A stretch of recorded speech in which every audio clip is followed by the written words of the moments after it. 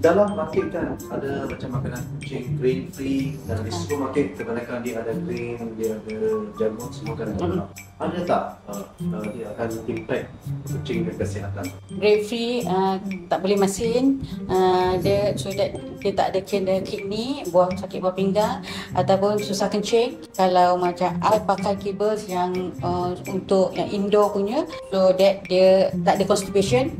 And then the same time yang masalah paling senang kucing kena ialah susah kencing, kidney problem. Some of them kurang minum air, at the same time dia punya kibble masin. Yang the grain free tu is important for them.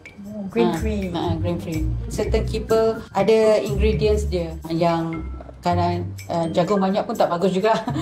Tapi kena balance lah. Ada certain produk pun yang terlalu masin, and then kucing senang jangkit penyakit. That's why that's important lah.